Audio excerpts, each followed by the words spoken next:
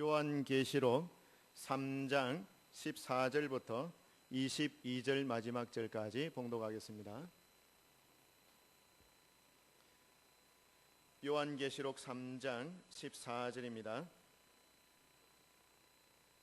라오디게아 교회의 사자에게 편지하라. 아멘이시요 충성되고 참된 증인이시요 하나님의 창조의 근본이시니가 이르시되 내가 네 행위를 아노니 네가 차지도 아니하고 뜨겁지도 아니하도다. 네가 차든지 뜨겁든지 하기를 원하노라. 네가 이같이 미지근하여 뜨겁지도 아니하고 차지도 아니하니 내 입에서 너를 토하여 버리리라. 네가 말하기를 나는 부자라 부요하여 부족한 것이 없다 하나 네 공고한 것과 가련한 것과 가난한 것과 눈먼 것과 벌거벗은 것을 알지 못하는도다. 내가 너를 권하노니 내게서 불로 연단한 금을 사서 부유하게 하고 흰옷을 사서 입어 벌거벗은 수치를 보이지 않게 하고 안약을 사서 눈에 발라 보게 하라. 무릇 내가 사랑하는 자를 책망하여 징계하노니 그러므로 네가 열심을 내라. 회개하라. 볼지어다 내가 문 밖에 서서 두드리노니 누구든지 내 음성을 듣고 문을 열면 내가 그에게로 들어가 그와 더불어 먹고 그는 나와 더불어 먹으리라. 이기는 그에게는 내가 내 보좌에 함께 앉게 하여 주기를 내가 이기고 아버지 보좌에 함께 앉은 것과 같이 하리라. 귀 있는 자는 성령이 교회들에게 하시는 말씀을 들을지어다. 아멘. 라오디게아 교회에게 주님이 말씀하고 계십니다. 14절 말씀을 보시면요, 라오디게아 교회의 대표자인 목회자이죠. 사자는 목회자를 가리킵니다. 사자에게 편지하라. 편지하는 이제 그 본인이 이제 요한이죠. 요한이지만 하나님의 명령을 이제 받는 거죠. 네. 아멘이시요 충성되고 참된 증인이시요 하나님의 창조의 근본이신 이 누구를 가리킵니까? 예수님을 가리키고 있습니다. 여기 아멘이시요 할 때 이 아멘은요 두 가지 의미에서 아멘이 있답니다. 한 가지는 진실함, 참됨, 이게 아멘이라는 뜻이거든요. 그러니까 반대말 하면은 진실하다 반대말 거짓되다죠. 거짓되다. 근데 진실하다 할 때에 아멘이 쓰이기도 하고요. 또 한 가지 용례는 성실하다라는 용례로 쓰이기도 합니다. 성실하다 반대말 게으르다죠. 그래서 아멘이라는 사용 용례는 진실하다, 성실하다 이 두 가지 의미를 볼 수 있는데요. 여기서 사용되어지는 이 아멘 이렇게 사용되어진 것은 우리가 보통 알고 있는 진실함이 아니라 성실함의 의미로서 사용되어지고 있습니다. 그래서 예수님, 성실하신 예수님, 충성되신 예수님, 복음에 대한 참된 증인이신 예수님, 하나님의 창조의 근본이신 예수님이 이르신다. 누가 말씀하고 있습니까? 예수님. 누구에게 말씀하고 있습니까? 라오디게아 교회 대표자인 사자에게, 목사에게. 그 목사에게 말했다라는 것은 라오디게아 교회 모든 성도들에게 말씀하셨다. 이 의미와 동일합니다. 오늘 설교 제목을 여러분 한번 다 같이 읽어보실까요? 자, 시작. 착각하고 있다면. 착각은 자유다 이런 말도 있습니다. 한데 착각이 때로는 굉장히 위험할 수가 있습니다. 제가 여러분에게 퀴즈를 한번 내볼게요. 다 한번 맞춰보세요. 우리 성가대에서 아시는 분 크게 한번 대답해 보세요. 1년은 몇 개월입니까? 사살 말씀하세요. 혹시 틀릴까 싶어가지고 자신 있게 하시라니까요. 1년은 몇 개월요? 12개월이죠. 이제 진짜 퀴즈입니다. 12개월 중에서 28일이 있는 달은요? 2월이라 할 줄 알았습니다. 제가 12개월 중에서 28일이 있는 달은요? 다 있습니다. 다. 그렇죠? 2월만 있는 게 아니에요. 다 있죠. 이걸 착각 퀴즈라고 합니다. 착각 퀴즈. 근데 이런 정도의 착각은 그런 대로 봐줄만 합니다. 그런데요, 진짜 터무니없는 착각을 하는 경우도 있어요. 우리 아가씨들 잘 들어보세요. 자, 자기가 어떤 길로 이렇게 가고 있는데 자기 뒤에서 같은 방향으로 어떤 남자가 자꾸 따라오잖아요. 그러면은 자기 좋아서 따라온 줄 안다니까요. 그 착각이 착각. 그냥 같은 방향으로 가고 있을 뿐입니다. 우리 아줌마들이 즐겨하는 착각 한번 말씀을 드려볼까요? 아줌마들이 하는 화장만 하면 딱 이뻐지는 줄 알아요. 그렇죠? 그런 착각은 참 무섭습니다. 그런데 여러분, 진짜 위험한 착각이 있어요. 영적인 착각도 있습니다. 여러분, 영적인 착각. 오늘 읽어드린 이 본문에 나오는 라오디게아 교회, 영적인 착각을 하고 있는 교회의 모습입니다. 왜 그런 줄 아십니까? 라오디게아 교회 성도들은요, 이렇게 말합니다. 우리는 부자라, 부자여서 부족한 것이 없도다. 라오디게아는요, 라오디게아는 금융 도시거든요. 금융업이 잘 발달해 있는 도시입니다. 그러니 돈이 좀 돌고 있습니다. 성도들이 좀 부자인 것 같습니다. 교회가 문제가 없는 것 같습니다. 헌금도 잘 그치고 뭔가 하려고 하는 일도 뭔가 잘 되는 것 같습니다. 그래서 우리는 부족한 것이 없다, 그치? 야, 우리 신앙생활 잘 하고 있는 것이지. 서로 고개를 끄덕이면서 그래, 맞아, 우리는 지금 이 상태 신앙생활 잘 하고 있는 거야, 괜찮은 거야. 서로를 그렇게 위로하면서 신앙생활 잘 하고 있다고 생각하고 있었습니다. 그런데 여러분, 정말 끝으로 보면은 아무 문제가 없어 보입니다. 그 시대 당시에 초대교회 많은 교회들이 이단들이 들어와 가지고 이단 문제로 인해서 골머리를 다 앓고 있는데, 라오디게아 교회는 이단 문제가 없었어요.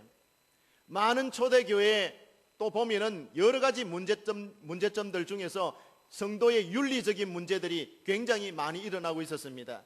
불신자보다 더 타락한 윤리성, 도덕성, 이것들 때문에 교회가 굉장히 지탄을 받고 있었는데, 아마 라오디게아 교회에는 윤리적인 문제도 없었던 것 같습니다. 이단 문제도 없죠. 도덕적 윤리적인 문제도 없죠. 부자죠. 일은 잘 되죠. 성도들 때마다 잘 모이죠. 그러니까 우리는 아무 문제 없다라고 생각하고 그런 인식 속에서 살아가고 있는데, 주님이 이렇게 말씀하시는 것이었습니다. 여러분 한번 보십시오. 17절 말씀의 중간에 보시면요, 네 곤고한 것과 가련한 것과 가난한 것과 눈먼 것과 벌거벗은 것을 알지 못하는구나. 주님이 이렇게 말씀을 하고 계시는 것입니다. 여러분, 착각이라는 것은요, 있는 그대로, 사실 그대로 보는 것이 아니라 내가 보고 싶은 대로 보는 것이 착각이에요. 사실 있는 그대로를 생각하는 것이 아니라 내가 생각하고 싶은 대로 생각하는 거예요. 그게 여러분 착각이죠. 무서운 겁니다. 라오디게아 교회는 자기 자신들의 신앙 상태, 영적인 상태가 아무 문제 없다, 우리는 부요하다, 그렇게 생각하지만 주님이 보실 때는 영 아닌 거예요. 주님이 보실 때는 심각한 영적인 문제가 있는 상태입니다. 왜 이런 상태가 되었을까요? 라오디게아 교회 성도들이 자신의 상태를 바르게 보지 못하는 이유, 원인이 어디에 있을까요? 그것은 15절과 16절 말씀, 이 두 구절에서 잘 발견할 수가 있습니다. 한마디로 말씀을 드린다면요, 라오디게아 교회 성도들의 신앙 상태는 미지근한 상태였기 때문에 그러합니다. 여러분, 그렇게 말씀을 하고 있죠. 16절 보십시오. 네가 이같이 미지근하여 라고 말하고 있습니다. 그들의 상태는 미지근한 상태. 여러분, 자, 그렇다면 여러분의 마음이 지금 혹시 이 자리에 앉아 계신 분 중에서 마음이 뜨끔하신 분이 있을는지 모르겠습니다. 아니, 신앙이 뜨거울 때도 있고 또 때로는 침체되어서 차갑게 되는 냉랭한 그런 상태도 있을 수 있지 않습니까? 신앙이 늘 언제나 항상 뜨겁기만 합니까? 우리의 신앙이 늘 불붙어 있습니까? 때로는 침체되어서, 때로는 낙심 중에 빠질 때도 있는 것이고 고난 중에 있을 수도 있는 것이고 그런 것이지 늘 뜨겁기만 한 것입니까? 그렇지 않지 않습니까? 저와 여러분 보시면은 신앙생활 하다 보면은 내 신앙이 불이 붙어서 은혜 받아서 뜨거울 때도 있는가 하면은 그만 은혜가 식어져서 냉랭한 상태로 또 지낼 때도 있는 것이고, 아니 그 중간쯤 말이죠, 뜨겁지도 않고 차갑지도 않고 그냥 미지근한 상태, 이 상태로도 얼마든지 유지가 되는 그런 신앙생활 있을 수도 있지 않겠습니까? 저는 개인적으로 뜨거운 물, 찬물 둘 다 싫어요. 미지근한 게 좋아요. 약 먹을 때는 항상 제가 미지근한 물로 먹죠. 그러면 약이 꼴깍 잘 넘어가더라고요. 미지근한 게 좋아요. 목욕할 때도 막 뜨거운 물, 찬물 이렇게 하면은 그것도 싫더라고요. 그냥 뜨뜻미지근한 물이 좋더라고요. 그냥 목욕할 때도. 여러분 안 그렇던가요? 그런데 오늘 주님은 라오디게아 교회 성도들에게 미지근한 것을 아주 엄하게 책망합니다. 입에서 토하여 내쳐버리리라, 그렇게 말씀을 하고 있는 것을 볼 수가 있습니다. 여러분, 여기서 미지근한 상태는 찹지도 뜨겁지도 않는 중간 상태를 가리키는 게 아닙니다. 좋지도 나쁘지도 않는 중간쯤 되는 상태, 그 상태를 일컫는 말이 아니다라는 것입니다. 여러분, 미지근한 상태는요, 세균이 가장 잘 번식할 수 있는 그런 상태, 그런 단계를 가리키는 것이죠. 가장 쉽게 변질될 수 있는 상태, 이 상태가 미지근한 상태입니다. 여러분, 세균이 잘 번식하고 식품이 잘 부패되는 그런 거는요, 뜨거울 때, 차가울 때 그렇게 안 된답니다. 세균이 잘 번식이 안 돼요. 이번에 여름이 36도, 7도가 넘는 이런 날수들이 굉장히 오래 지속되다 보니까 모기 유충이 이게 살아남지를 못하니까, 그 뜨거운 열기 속에 모기 유충이 못 사니까 모기가 없었죠. 저도 이번 여름에 참 모기가 없구나 이런 생각을 해봤는데, 뜨거운 날수가 지속되는 날수가 오래 지나니까 그 없는 거예요. 그렇거든요. 여러분, 뜨겁거나 찹거나 하면은 세균이 번식되는 속도가 느려요. 그렇죠. 그런데 미지근한 상태가 되면요, 세균이 급속도로 많이 이렇게 번식을 한답니다. 자, 세균이 번식을 하면은 부패되는 속도가 높다라는 것입니다. 변질되는 속도가 빠르다라는 것입니다. 여기 지금 말씀하고 있는 미지근한 상태는 찹지도 뜨겁지도 좋지도 나쁘지도 않는 중간 상태를 가리키는 것이 아니라 변질되기 쉬운 상태, 내 믿음이 변질되기 쉬운 상태, 그 상태를 가르치는 중요한 단어인 것입니다. 자, 여러분에게 한번 질문을 해보겠습니다. 뭔가 음식을 내가 젓가락으로 집어서 입에 넣었습니다. 넣었는데 딱 넣는 순간에 느낌이, 음식이 상했다라는 느낌이 들었습니다. 자, 그러면 그때 여러분 어떻게 하시겠습니까? 우리 김진철 장로님 어떻게 하시겠습니까? 상했다, 뱉어버리겠습니까? 아이고 아까워서 내가 꼴깍 삼킵니까?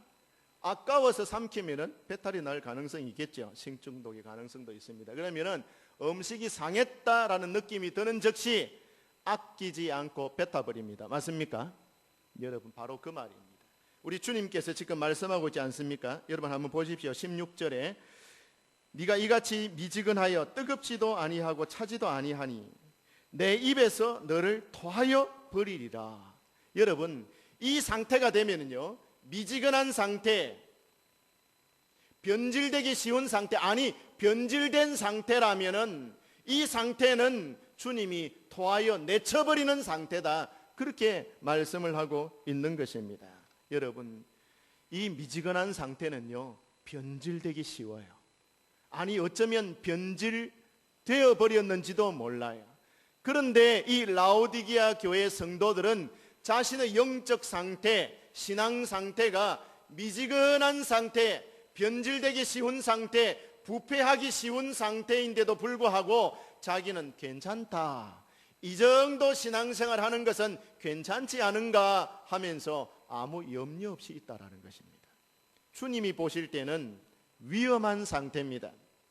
이 미지근한 상태는 아무 일도 일어나지 않는 상태가 아니라 극히 부패가 빠르게 속도로 진행되는 상태, 극히 위험한 상태입니다. 그래서 주님이 경고의 메시지를 날리고 있는데 라오디게아 교회 성도들은 괜찮을 것이다, 그렇게 생각하고 있는 것이죠. 여러분, 라오디게아 교회가 왜 그걸 못 깨닫고 있을까요? 자기 신앙은 괜찮은 줄 압니다. 괜찮은 줄 아는 그 착각이 무서운 것이고 심각한 것입니다. 그래서 착각이 무서운 것입니다. 여러분, 변화라는 단어가 있고요, 변질이라는 단어가 있습니다. 이 의미를 여러분 잘 구분하셔야 됩니다. 변화, 영적인 변화 어떻습니까? 예수님을 점점 닮아가는 삶이 변화의 삶입니다. 그러니까 이전보다는 좀 더 하나님의 뜻을 많이 이루어 드리는 생활, 이것이 변화의 단계의 모습입니다. 좀 더 성숙한 신앙생활을 하는 것을 말하고 있습니다. 그러나 변질은 다릅니다. 주님과 점점 멀어지는 것입니다. 주님의 뜻과는 상관없는 길로 자꾸 나가고 있는 것입니다. 주님을 닮은 모습을 점점 잃어버리고 있습니다. 세속화되고 있습니다. 마치 세상 사람들처럼 사는 모습이 닮아 있습니다. 그것이 변질입니다. 그런데 아직 자기의 생활이 괜찮다라고 여기고 있는 것이죠.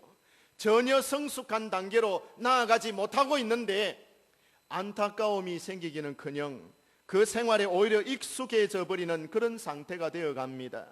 변화되지 않는데, 성숙되지 않는데, 뭔가 예수님 닮아가지 못하고 있는데, 예수님 닮은 이 성도의 모습이 아니라 세상적인 모습으로 내가 변해가고 있는데, 이 생활에 익숙하고 있다라는 것이죠.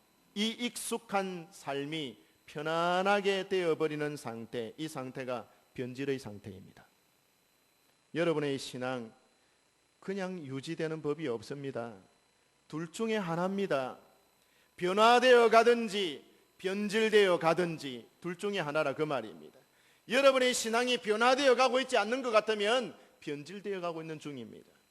여러분의 신앙 상태가 어떠하십니까? 깊이 한번 생각해 볼 필요가 있습니다.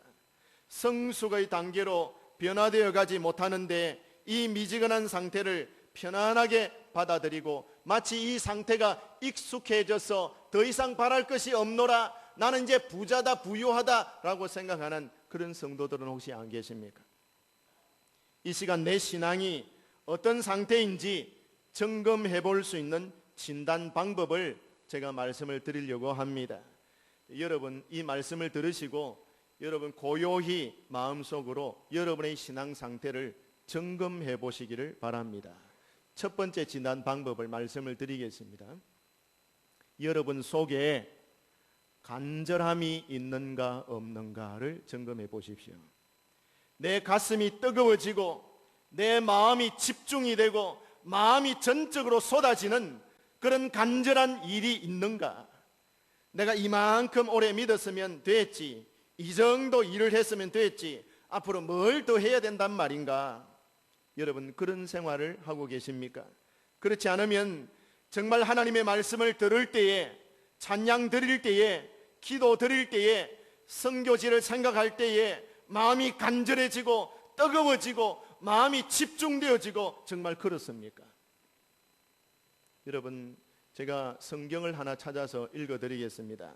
사도행전 17장 11절 말씀을 제가 읽을 겁니다. 여러분 한번 자막이 떠오르면 우리 같이 한번 읽어볼까요? 사도행전 17장 11절 말씀입니다. 거기에 보시면은 베레아 성도들이 하나님의 말씀을 어떻게 받았는지에 대해서 설명을 하고 있습니다. 자막이 안 뜹니까? 자, 한번 사도행전 17장 11절 말씀을 한번 다 같이 읽어보겠습니다. 시작.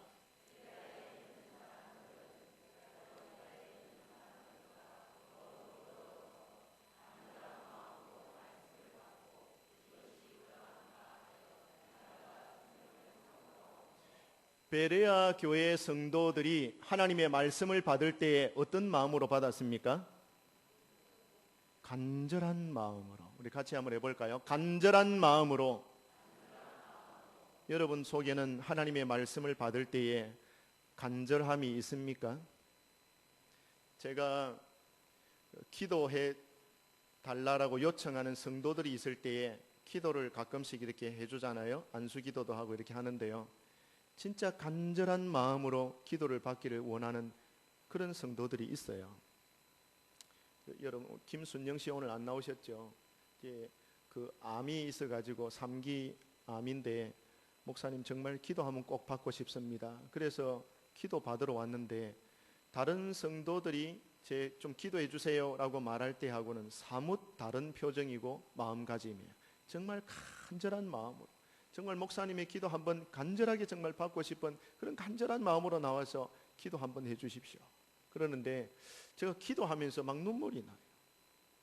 근데 여러분 정말 간절한 마음으로 하나님의 말씀을 받는 것, 베레아 성도들처럼요, 간절한 마음으로 말씀을 받는 이 마음이 여러분에게 있는가 점검해 보셔야 됩니다. 하나님 말씀을 들을 때에 평가하고 비판하고 분석하고 이러는 게 아닙니다. 설교자가 여러분 아무리 못해도요, 하나님이 세우신 종이라면은 여러분이 붙잡을 말씀 한 가지는 꼭 있는 것입니다. 그것이 설교자를 위해서 주는 것이 아니라 여러분을 불쌍히 여기시기 때문에 여러분에게 하나님이 주신다니까요, 말씀을요. 세우신 종을 통하여서 아무리 못난 종이라도 여러분을 위해서 그 설교자의 입술로 여러분에게 주시는 하나님의 메시지가 한 가지 정도는 다 있어요. 간절한 마음으로 말씀을 들으면은 하나님의 음성이 여러분에게 들리는 줄 믿습니다.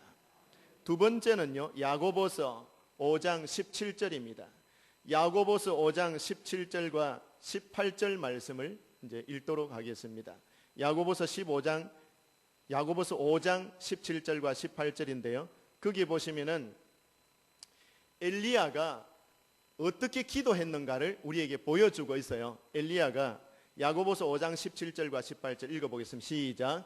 엘리야는 우리와 성정이 같은 사람이로되 그가 비가 오지 않기를 간절히 기도한 적 3년 6개월 동안 땅에 비가 오지 아니하고.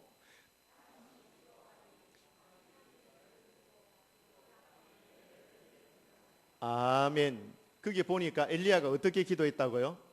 간절히 기도하니까 3년 6개월 동안 비가 오지 않고, 또 간절히 기도하니까 그 땅에 하나님께서 비를 주셨다. 그렇게 기록해 놨습니다. 여러분, 놀라운 역사지 않습니까? 기도도 그냥 하는 게 아닙니다. 하나님 앞에 간절하게 기도해야 됩니다. 여러분, 우리가 답답한 게 있어야 간절하죠. 내가 답답한 게 없는데 간절한 게 어디서 나옵니까? 간절한 이 마음은요, 답답해서야 나오는 것이죠. 여러분, 우리가 답답한 줄 모르는 이게 병이라요, 병. 기도도 그냥 하는 게 아닙니다. 간절하게 기도하고, 여러분의 기도에 정말 간절함이 묻어 나오는 것입니까? 우리 교회에 정말 간절하게 기도하는 성도 한 사람이 있다면 그 작은 자가 천을 이루고 만을 이루는 역사를 하나님께서 보여주실 것입니다. 여러분, 간절한 기도가 있는 교회, 그 여러분 하나님이 주목하시는 교회 아닙니까? 많은 세상 사람들이 살고 있지만 정말 하나님 앞에 간절한 마음으로 기도하는 성도를 하나님이 찾고 계시는 것입니다. 여러분, 사모하는 자가 하나님을 만나게 됩니다. 빌립보서 1장 20절을 또 한번 보도록 하겠습니다. 빌립보서 1장 20절 말씀을 여러분 한번 보도록 하겠습니다. 여러분, 빌립보서 1장 20절, 자 시작. 나의 간절한 기대와 소망을 따라 아무 일에든지 부끄러워하지 아니하고 지금도 전과 같이 온전히 담대하여 살든지 죽든지 내 몸에서 그리스도가 존귀하게 되게 하려 하노니. 아멘. 여러분, 거기에 보시면은 사도 바울이 나의 간절한 기대, 나의 간절한 소망, 여러분 뭐가 간절해야 됩니까? 여러분의 꿈이 간절해야 합니다. 여러분의 목적이 간절해야 합니다. 여러분에게 정말 간절한 소망이 있습니까? 간절한 소원이 있습니까? 내 욕심이 아니라 하나님이 기뻐하는 것을 간절하게 기대하십니까? 내 인생을 통하여서 오직 하나님만 영광 받으시고 내가 하나님 앞에 드리는 순종을 통하여 존귀하신 하나님의 이름이 높아지기를 원하는 간절함이 있습니까? 사도 바울은 그 간절함이 있습니다. 내 몸에서 오직 예수 그리스도만 존귀하게 되는 것, 이것이 나의 꿈이고 기대고 소망입니다. 여러분을 통하여 여러분의 인생에서 정말 여러분의 왕이시고 주인이신 예수님만이 존귀하게 되기를 원합니다. 나의 모든 삶을 통하여, 내 입술의 말과 내 삶의 모든 것을 통하여서 오직 예수님만이 존귀하게 되기를 원합니다. 그 소망이, 그 기대가, 여러분 그 꿈이 정말 간절하게 있으십니까? 두 번째는요, 간절함이 첫 번째라면은 두 번째 여러분의 영적인 상태를 진단할 수 있는 두 번째 요소가요, 우선순위예요. 우선순위에 있어서의 결정력 혹은 결단력이라고 말씀드리고 싶습니다. 우선순위를 어떻게 정하고 있는가? 여러분, 잠언서 25장 13절을 한번 보도록 하겠습니다. 잠언서 25장 13절 말씀을 한번 펴서 우리 다 같이 읽어보도록 하겠습니다. 준비되셨나요? 잠언 25장 13절 말씀입니다. 거기에 보시면은요, 종이 주인에게 대하여 하는 행동이 나타나 있습니다. 잠언 25장 13절 시작. 충성된 사자는 그를 보낸 이에게 마치 추수하는 날에 얼음 냉수 같아서 시원하게 하느니라. 아멘. 여러분, 거기에 보면요, 주인과 종이 나와요. 주인과 종이 나오는데, 나를 보내신 주인, 나에게 일을 맡기신 주인, 그 주인의 마음을 시원하게 해드리는 것, 이것이 종의 첫 번째 우선순위에 둔 삶의 목적이에요. 여러분, 바로 그렇습니다. 우선순위는 내 자신을 이 땅에 보내신 주인이 첫 번째가 되어야 됩니다. 하나님이 아닌 다른 것이 내 인생에서 우선이 되면 안 됩니다.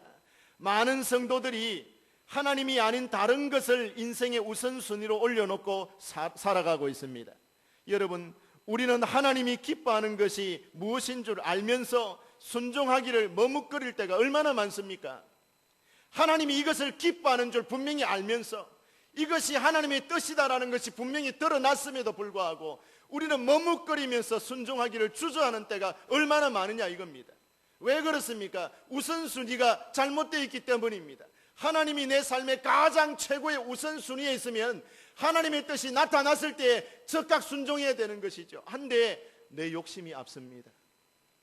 내 목표가 앞섭니다. 하나님이 우선순위가 아니라 내 인생이 우선순위입니다. 내 자신이 우선순위에 들어있습니다. 내 가족이 우선순위입니다. 내 자식이 우선순위입니다. 그러니까 불순종이 나오는 거예요. 하나님이 우선순위에서 밀려나는 것입니다. 종의 특징이 뭡니까? 주인의 뜻을 알면은 나를 보내신 주인, 내게 일을 맡기신 주인의 마음을 시원하게 해드려야지. 주인의 마음이 시원하게 되는 것, 주인의 마음이 만족을 얻는 것, 주인을 기쁘게 하는 것, 나를 보낸 주인을 기쁘게 하는 것이 나의 가장 내 삶의 우선순위에 있습니다. 이걸 고백하는 것이 충성스러운 종의 모습인 것입니다.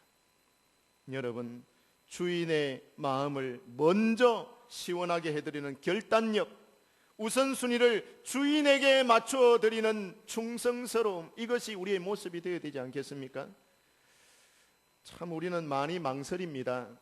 무엇인가를 하려고 할 때에 하나님이 기뻐하는 게 맞다, 하나님의 뜻이 분명하다 깨달아지는데도 불구하고 우리는 참 많이 망설이고 하기를 주저합니다.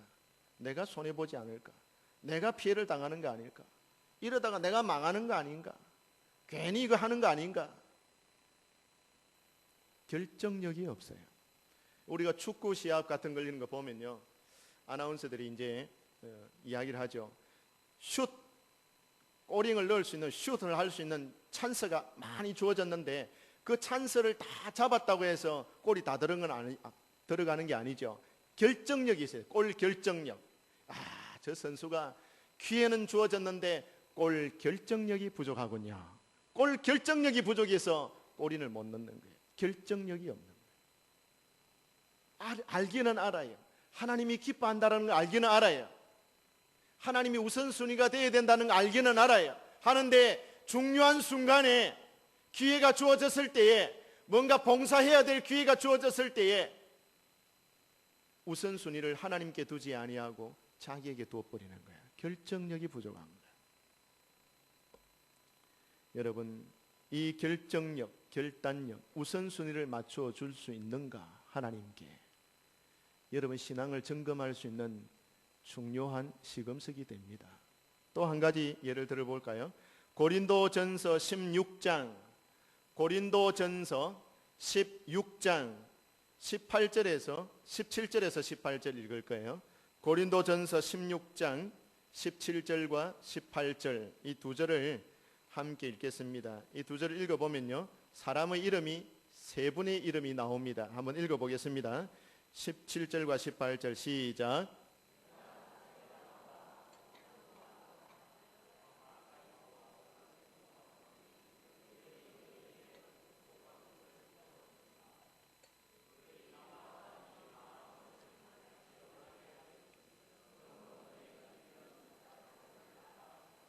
세 분의 이름이 나오죠. 야, 여러분 보세요. 고린도 교회가 그 시대 당시에 문제가 굉장히 많은 교회예요. 아주 심각해요. 문제가 아주 많답니다. 은사도 받은 은사도 많지만 문제가 많아가지고 교회가 시끄러운 교회예요. 굉장히 시끄럽다니까요. 근데 바울 사도가 야, 고린도 교회 그러면은 굉장히 머리가 아프게 생각하는 교회는 사실은. 근데 그 문제가 많은 교회, 부족한 것이 많은 교회, 비판하고 원망하고 책망하고 짜증내고 그러지 않고 말입니다. 그 사람들의 부족한 것을 이렇게 보고 기도하고 사랑으로 채워준 사람들이 있습니다. 교회가 문제가 많은 걸 보고 책망만 때리 하는 게 아니라 그 문제가 많은 걸 보고 감사 안고 그 문제가 풀어지도록 기도하고 그 연약한 성도들을 감사 안고 사랑으로 다독거리는 세 사람의 이름이 나옵니다. 스데바나, 브드나도, 아가이고 이런 사람들이거든요. 이런 사람들이 고린도 교회 안에서 고린도 교회의 문제점들을 끌어안고 기도하는 사람이에요. 그 문제가 많은 성도들을 끌어안고 기도하고 사랑으로 대해주는 사람이라요. 사도 바울이 이야기합니다. 야, 저 세 사람이 하는 역할을 한번 봐라. 저 세 사람이 지금 펼치고 있는 저 역할을 한번 봐라. 내 마음을 시원하게 하고 우리 교회 온 성도들, 고린도 교회 성도들의 마음을 시원하게 해주는 사람이구나. 그렇게 칭찬하고 있는 것을 볼 수가 있습니다. 여러분, 우선순위를 어디에 두는 것입니까? 책망하고 비난하고 꾸지람 받아서 충분한 그런 고린도 교회였지만 교회를 위해서 하나님이 세우신 교회를 사랑하고 그 교회 안에 있는 하나님의 백성들, 이 성도들을 사랑하는 마음으로 여러분 끌어안고 기도하고 그들을 위해서 사랑으로 대해주고, 그래서 목회자 바울을 마음을 편안하게 하고 또 온 성도들의 마음을 시원하게 해주는 그 사람들의 역할, 그 사람들의 우선순위의 역할을 한번 눈여겨보시기 바랍니다. 우선순위가 어디에 있습니까? 하나님의 교회와 하나님의 교회에 소속된 믿음의 권속들에게 마음이 다 가 있는 것입니다. 여러분, 말씀을 맺으려고 합니다. 지금 라오디게아 교회가 무엇 때문에 책망을 받았습니까? 미지근한 영적인 상태 때문에 그렇죠. 이 미지근한 상태는 무엇이 없었기 때문입니까? 간절함이 없기 때문이고, 두 번째는 하나님을 첫째로 여기는 우선순위가 사라졌기 때문에 그러했다라고 말씀을 드렸습니다. 하나님의 영광을 위해서라면은 무엇과도 타협이 없어야 하고 망설임도 없어야 합니다. 여러분, 사람들이 신앙생활 오래 하다 보면요, 어느 순간인가 간절함도 사라지게 되고 처음 믿었던 그때의 참 신앙의 순수함도 많이 퇴색되게 됩니다. 신앙의 순수성도 많이 사라져요. 30년, 40년 예수 믿다 보면 그기 그거고 그기 그거다. 옛날에 다 겪어봤고 경험해봤다. 그러면서 순수함도 열정도 다 사라집니다. 그런데 그게 변화되어 가고 성숙되어 가는 모습이 없는데도 불구하고 괜찮다, 이 정도 해도 안 됐나, 그게 익숙해져 버리고 그 익숙한 것이 편안해져 가지고 이제는 라오디게아 교회 성도들처럼 영적인 상태가 그렇게 진행되고 있는 것, 여러분, 이것이 오늘날 우리 교회와 내 모습은 아닌가 각성을 가지고 살펴보아야 하는 것입니다. 이 정도 하면 됐겠지 안일함이 생기고 단호함도 점점 사라지는 것이라면 우리가 변질의 상태로 접어들고 있다는 것을 깨달아야 됩니다. 그래서 주님이 라오디게아 교회 성도들에게 말씀합니다.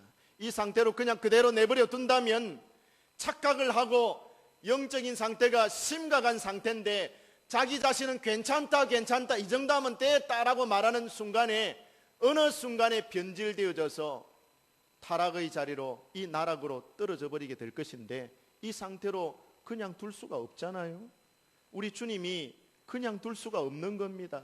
그래서 해결책을 제시하는 겁니다. 해결책을 제시하는 것을 여러분 한번 보십시오. 19절 말씀 끝에 한번 보십시오. 일침을 주고 있습니다.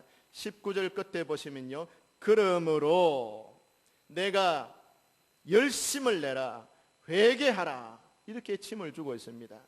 여러분, 책망하여 내가 사랑하는 자를 책망하여 징계하는데 네가 열심을 내라 회개하라 침을 딱 줍니다. 어떻게 열심을 내고 회개합니까?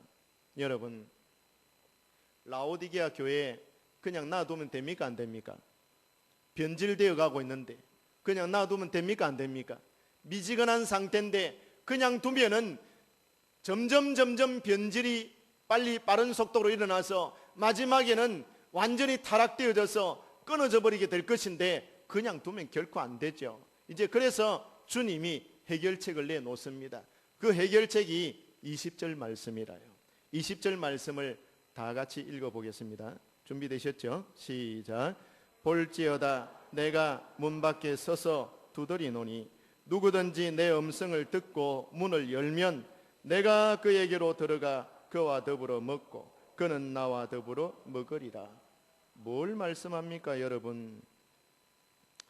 우리가 여러분 이 설교를 들으실 때에 여러분 마음에 혹시 이런 생각이 드실 거예요. 그래 맞아, 내가 내 신앙이 미지근한 상태에 있으면 안 돼. 처음 신앙을 회복해야지. 첫사랑을 회복하자. 으쌰 열심히 신앙생활 하자. 내 마음의 각오도 새롭게 하고 의지도 새롭게 불태워서 이제는 내가 열심을 내야 되지. 간절해야 되지. 하나님 중심으로 살아야 되지. 내 삶의 우선순위를 하나님께 두어야지. 맞아, 그렇게 하자 결심하고 의지를 새롭게 합니다. 그런데 여러분 죄송합니다. 교회 저 문을 열고 딱 나가는 순간에 여러분 대부분은 다 까먹어 버릴 것입니다. 그 의지가 다 없어져 버릴 것입니다. 집에 도착해서 저녁 잡숫고 나면 테레비 앞에 딱 앉으면 머리가 하얘져 버릴 것입니다. 하나도 생각 안 날 것입니다. 틀렸습니까 제 말이? 맞죠? 아마 그럴 것입니다. 그 의지가 사흘이나 가겠습니까? 그 새로운 결심이 일주일이나 가겠습니까? 여러분의 힘으로는 불가능합니다. 열심을 내야지. 마음을 새롭게 하고 우선순위를 하나님께 두자.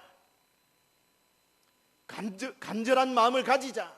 예배 시간 때마다 간절하고 찬송 드릴 때마다 간절하고 기도 드릴 때마다 간절하게 해야지. 마음은 결심을 하는데 그래 됩니까? 안 되죠. 여러분 힘으로 안 되죠. 예수님이 하시는 말씀이 뭡니까? 네 혼자 안 되니까 나랑 같이 하자 이 말 아닙니까? 그 말이죠. 20절 말씀이 자, 네 마음의 문을 열어라. 내가 두드리고 있다. 열어라. 내가 들어가면은 너는 나와 함께 하는 것인데 그러면 된다 이거 아닙니까 여러분? 너는 나와 함께 먹고 나는 너와 함께 먹고 네 문을 열기만 하면은 내가 들어가서 내가 너와 함께 하면은 해결된다 이 말입니다. 그러니 문을 열어라라는 거 아닙니까? 해결책을 주님이 지금 주고 계시지 않습니까? 무디어져 있는 너의 신앙, 미지근한 너의 신앙, 부패해져 가고 있는 너의 신앙 어떻게 회복될 것이냐? 주님이 들어오셔야 된다 이 말입니다. 그러니 여러분 세상의 분주함을 좀 내려놓으시기 바랍니다. 바쁜 것 좀 내려놓으시기 바랍니다. 이 시간 여러분의 마음의 문을 여시고 주님 내 안에 들어오시옵소서. 내 혼자 능력으로는 안 됩니다. 주님이 도와주셔야 되겠습니다. 주님 오시옵소서. 여러분의 마음속에 주님을 초청하시기를 바랍니다. 우리가 그렇게 찬송한 불렀습니까? 오늘 예배 시작 전에요. 534장 보라 성자 오셨네 모시어 드리세 헛된 교만 버리고 우리 구주 모시어 영원 복락 누리세 모시어 드리세. 누구를 모십니까? 예수님. 예수님 모셔드려야 됩니다. 그래야 여러분 소망이 생깁니다. 간절함이 생깁니다. 우선순위가 바로 정립이 됩니다. 그래야 여러분이 변화와 성숙의 길로 나아갈 수가 있습니다. 부패한 길이 아니라, 변질의 길이 아니라 성숙의 길로, 변화의 길로 여러분이 나아가실 수가 있는 것입니다. 주님 여러분과 함께 하시면 말이죠. 여러분, 우리 하나님은요 늘 찾아오시는 분이라요. 이 세상의 모든 종교는 자기가 다 찾아가는 거예요. 자력 종교, 자력 종교, 구도적 종교죠. 찾아가는 종교예요. 자기가 열심을 내 가지고 신을 찾는 거예요. 불교가 그거 아닙니까? 고행을 통해서, 수행을 통해서 절대자를 찾아가는 겁니다. 찾아가는 거죠. 다 자기가 찾아가는 거예요. 그런데 기독교는 계시의 종교라 찾아오시는 거예요. 하나님이 인간을 찾아오시는 거예요. 여러분, 범죄한 아담을 하나님이 먼저 찾아오신 거예요. 동산나무 뒤에 숨어있는 아담을 하나님이 찾아가셨어요. 아브라함을 하나님이 찾아가신 것이잖아요. 갈대아 우르에 있는 아브라함을 찾아가셔서, 아브라함을 찾아가셔서 불러내시는 분이 우리 하나님이시잖아요.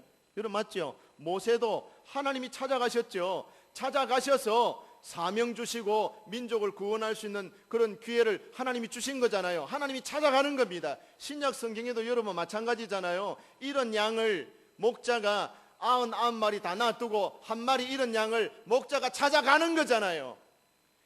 드라크마 하나 잃어버렸어요. 여자가 불을 켜고 방을 썰고 하면서 찾는 거잖아요. 잃어버린 자를 찾는 거, 잃어버린 드라크마를 찾는 거, 찾아오시는 겁니다. 찾아오는 거예요. 이 시간 예수님이 여러분의 마음을 문을 두드리면서 찾아와 계시는 것입니다. 여러분의 마음을 여시기 바랍니다. 열고 신앙을 고백해야 돼요. 주님 오시옵소서. 내 마음에 오시옵소서. 내가 주님을 영접하겠습니다. 내가 주님의 음성을 듣겠습니다. 주여 말씀하시옵소서. 종이 듣겠나이다. 이 마음이 있어야 돼요. 어린 사무엘입니다. 어린 사무엘이 성전에서 클 때요, 아주 어릴 때 말입니다. 여러분, 이 사무엘이 엘리 제사장 밑에서 그 참 수종 들면서 할 때 어리니까 아직 몰라요. 그런데 하나님의 말씀이 희귀하여서 들리지도 않은 그런 시대예요. 아주 그런 신앙적으로 종교적으로 암흑기와 같은 그런 시대에 하나님이 어린 사무엘에게 나타나서 말씀하는 거예요. 사무엘아 부르신단 말이에요. 사무엘이 엘리 선지자가 부르는 줄 알고 그 선지자에게 찾아가서 부르셨습니까? 난 니 안 불렀다. 가서 작으라. 몇 번 그래 합니까? 몇 번? 3번이나 그러죠. 그래서 엘리가, 멍청한 엘리가 이제 깨달은 거예요. 아, 하나님이 부르신 저 아이를 부르시는갑다. 그래서 사무엘에게 가르쳐 준다 아닙니까? 야야, 이번에는 네가 사무엘아 누가 그렇게 부르거든. 이렇게 대답을 해라. 주여 말씀하시옵소서. 종이 듣겠나이다. 그래라. 그렇게 가르쳐 줬어요. 여러분 보세요. 가르쳐 준 대로 했어요. 또 밤에 하나님이 사무엘아 부르시니까 사무엘이 엘리 제사장이 일러준 대로 주여 말씀하시옵소서. 종이 듣겠나이다. 그러니까 하나님이 비로소 말씀하시는 거예요. 이 마음 자세가 필요한 거예요. 여러분 마음의 문을 여셔야 되는 것입니다.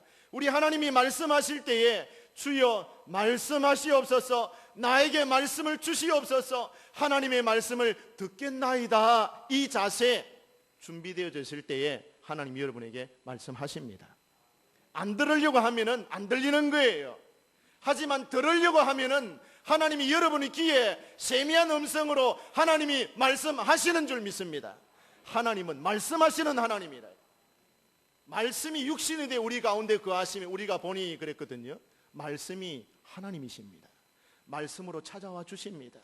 하나님이 여러분의 마음을 지금 두드리고 계시지 않습니까? 여시기 바랍니다. 그래서 여러분 정말 여러분이 하나님의 말씀을 들을 때에 간절해지고 하나님을 찾을 때에 여러분의 마음이 간절해지고 하나님의 일을 할 때에 마음이 뜨겁고 간절해지고 집중이 되고 그런 복이 있기를 바랍니다. 하나님이 찾으실 때에 하나님의 눈에 발견되어지는 축복이 있기를 바랍니다. 여러분이 하나님의 눈에 뜨이는 거예요. 하나님의 눈에 발견되는 거예요. 내가 감추어져 있고 하나님이 찾지 못하는 상태에 그런 상태에 있는 것 같으면 불쌍한 거예요. 하나님이 찾으시는데 찾을 수가 없어요. 발견되어지지가 않아요. 마음을 여십시오. 안테나를 세우십시오. 하나님, 내가 여기 있사오니 나를 찾으십시오. 내가 대답하겠습니다. 주여 말씀하십시오. 내가 듣기를 원합니다. 그런 사람에게 하나님 말씀하시고 찾아오시는 거예요. 하나님의 눈에 발견되어지고 하나님의 뜻을 이루어드리는 그런 축복이 저와 여러분에게 있기를 바랍니다.